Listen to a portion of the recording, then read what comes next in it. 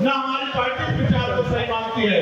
हमारी पार्टी तो इस बात को सही मानती है कि भारतीय संविधान के आने के बाद हर जाति में जिन लोगों ने संघर्ष किया है, पढ़ लिखकर डॉक्टर इंजीनियर IAS IPS वकील जब चिंता पत्रकार बने हैं, प्रोफेसर बने हैं, व्यापारी बने, वो सब लोग प्रबुद्ध लोग हैं और उन प्रबुद्ध लोगों को अपने बारे में सोचना चाहिए।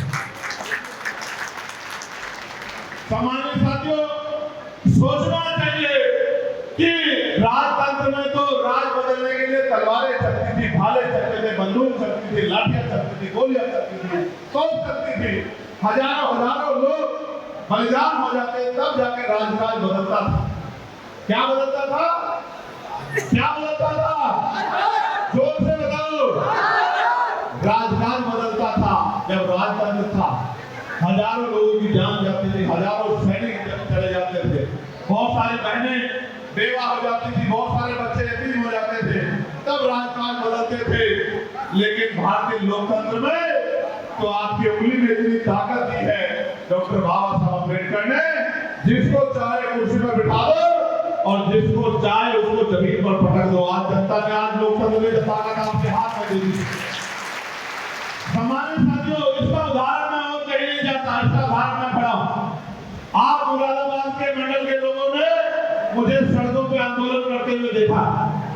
कभी जामा मस्जिद पर जब NRC में आपसे कागज मांगे जा रहे थे और हर आदमी मेरे तो आदमी याद है, मैं जब लोगों से मिलता था, हमारी पार्टी के बहुत सम्मानित नेतागण यहाँ और बैठे हैं जिनको मैं देख पा रहा, भाई खैर साहब, दीपक साहब, जितेंद्र साहब, ललित साहब, फहीम साहब, भाई परवेज साहब, असगर साहब।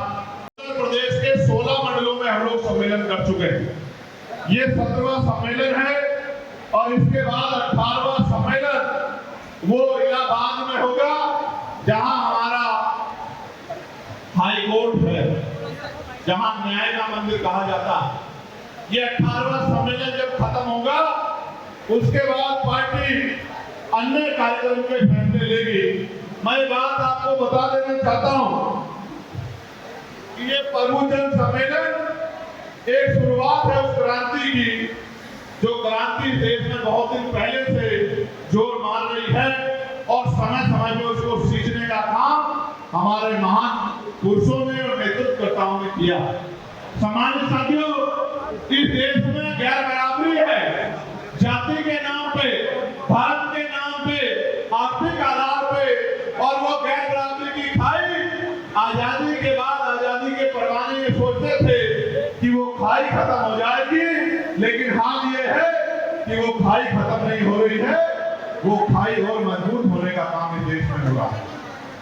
सामान्य साथियों, आज आलम ये है कि 10% लोग पैसे वाले हो गए हैं और 90% लोग जिनमें मिडिल क्लास है बहुत बड़े पैमाने पे, और एक ऐसा गरीब तबका है जो सुबह मेहनत मजदूरी करने के लिए निकलता है, तो जाके उनके बच्चों को अच्छा भोजन मिलता है, अच्छे कपड़े मिलते हैं और वो सुविधाएं मिलती है जिनका अधिकार उनको भारतीय संविधान देगा। आप देख रहे होंगे, एक तरफ जमीन कोड़ियों के भाव 1-1 रुपए सालाना लीज पे पूंजीपतियों को दी जा रही है, वहीं दूसरी तरफ अगर कोई 100 साल से कहीं रह रहा है तो उसको अवैध निर्माण कहकर बुलडोजर चलाकर उस निर्माण को गिराया जा रहा है, लोगों से रहने की जगह छीनी जा रही है, उनकी छत छीनी जा रही है। आज उत्तर प्रदेश न्याय के रास्ते पे नहीं है, विकास के रास्ते पे नहीं है। आज भारतीय जनता पार्टी की सरकार में उत्तर प्रदेश विनाश के रास्ते पे है। आज गरीबों को कुचला जा रहा है, आज जुल्म जाति बढ़ रही है, आज ना किसान सुरक्षित है, ना नौजवान सुरक्षित है, ना बहनें बेटियां सुरक्षित है, ना व्यापारी सुरक्षित है। आपको धर्म देकर लोगों को मारा पीटा जा रहा है। सामान्य साथियों, जब ऐसी आंधी चल रही थी और सब लोग चुपचाप बैठकर देख रहे थे, हमारी पार्टी ने तय किया कि हम इस अन्याय के खिलाफ बगावत करेंगे, आंदोलन चलाएंगे, और आंदोलन में ऐसा नहीं, आंदोलन में ऐसा चलाएंगे कि इस आदमी का तख्ता उलट करके रख देंगे, इस सरकार को जमीन कर देंगे, इतनी ताकत बनाएंगे कि इस सरकार को घुटने टिकवा देंगे। तो पार्टी ने तय किया कि प्रबुजन सम्मेलन होना चाहिए, और पहले भी प्रबुजन सम्मेलन होता समझते थे। लेकिन उन प्रबुद्धजन सम्मेलन में एक ही जाति के लोगों को मंच पर बिठाया जाता था, एक ही जाति के लोगों को, और बाकी लोगों को सामने बिठाया जाता था और ये कहा जाता था कि ये प्रबुद्धजन है और आप बुद्धूजन हो, आप प्रबुद्धजनों से सीख लो किस तरह देश में राजनीति की जाती है, किस तरह नीतियां बनाई जाती है। उंगली से बटन दबा के, मोहर लगा के आप राज बदल सकते हो, आप बस समझ नहीं पा रहे हो कि राज बदलेगा कैसे। मैं आपको एक उदाहरण बताता हूं।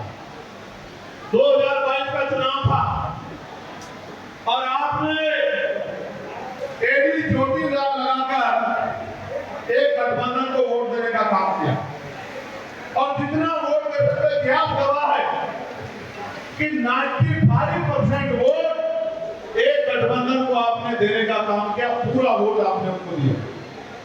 लेकिन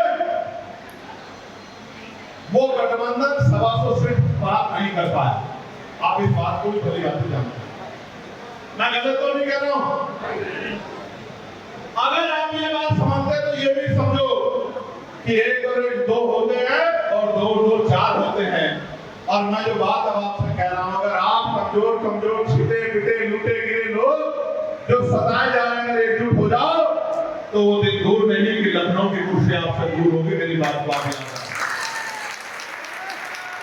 और इसका उदाहरण जान लो। इसके उदाहरण के लिए आपको कोई पन्ना नहीं पलटना, कोई किताब नहीं पढ़नी। इसके उदाहरण के लिए आपको दिल्ली नहीं जाना, लखनऊ नहीं जाना, इलाहाबाद नहीं जाना। इसके उदाहरण के लिए आपको यहाँ से 50 किलोमीटर में नहीं, आपका पड़ोसी जिला बिजनौर जाना है और नगीना पहुंच के वहां के लोगों से बात करनी है तो वो बता देंगे कि हमने कैसे भारतीय जनता पार्टी एनडीए और इंडिया के अलायंस को जमीन पर लाकर आजाद समाज पार्टी का एमपी जिताकर दिखाया। यही समीकरण है पूरे पश्चिम में, इसके अलावा कोई समीकरण नहीं है। कोई आपसे कितनी बड़ी बड़ी बातें कर ले, अगर पूरे पश्चिम में कोई समीकरण इधर बनता है तो वो एक ही समीकरण बनता है कि कमजोर वर्ग के लोग पिटे छिटे लूटे गिरे हुए लोग, सताए हुए लोग जिनमें बुलडोजर चल रहा है, इनकी खाल बढ़ रही है, इनके कारोबार लूट ले गए हैं, जिनको मरने के लिए छोड़ दिया गया, जिनका एनकाउंटर हो रहा है, वो लूटे पिटे छिटे पिटे लोग, गिरे पड़े लोग एकजुट हो जाओ, भाईचारा बना लो। और फिर मैं जिस दिन भाईचारा बन जाए गारंटी से कहता हूं इतना गैप हो जाएगा कि आपको कोई शासन प्रशासन भी हरा नहीं पाएगा। मेरी बात को आप याद रखें।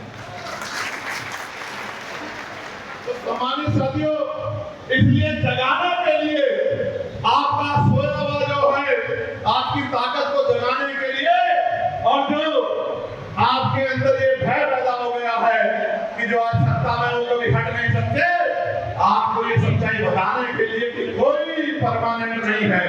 अगर आपने ताकत बना ली और सही समीकरण बना लिया तो आप कुर्सी में बैठोगे, और अगर किसी रूप में बना लिया तो वो कुर्सी पर बैठेगा, और जो कुर्सी में बैठेगा उसी के अंदर ताकत होगी।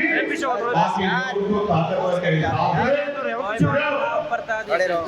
उस ताकत के नीचे जाने उसके अलावा कोई रास्ता नहीं। लेकिन सामान्य साथियों, हम तो इससे परे भी किसी को कुचलने के लिए कोई आंदोलन नहीं चला रहे हैं। हम तो जिनको कुचला चाह रहे हैं उनको सम्मान का जीवन दिलाने के लिए आंदोलन चला। प्रिय भाइयों, प्रबुद्धजन सम्मेलन के जरिए 5-6 ऐसे मसले हैं, 5-6 ऐसे मुद्दे हैं जिन पे हम लोग चर्चा करते हैं। और ये 5-6 मुद्दे मेरे मुद्दे नहीं है, ये उस बड़ी जमात के मुद्दे हैं, उस बड़े समाज के मुद्दे हैं जो आज हाशिए पे है। और एक बार ये उसकी समझ में आ गया तो मैं लिख कर देता, वो दिन दूर नहीं है कि भारतीय जनता पार्टी की जमात जब हो जाएगी उत्तर प्रदेश के अंदर। मेरी बात को आप याद रखें। सम्मानित साथियों, प्रबुद्धजन सम्मेलन के जरिए हमने सबसे पहली मांग उठाई कि जातिगत जनगणना होनी चाहिए। क्यों होनी चाहिए? इसके पीछे भी एक कारण ये है,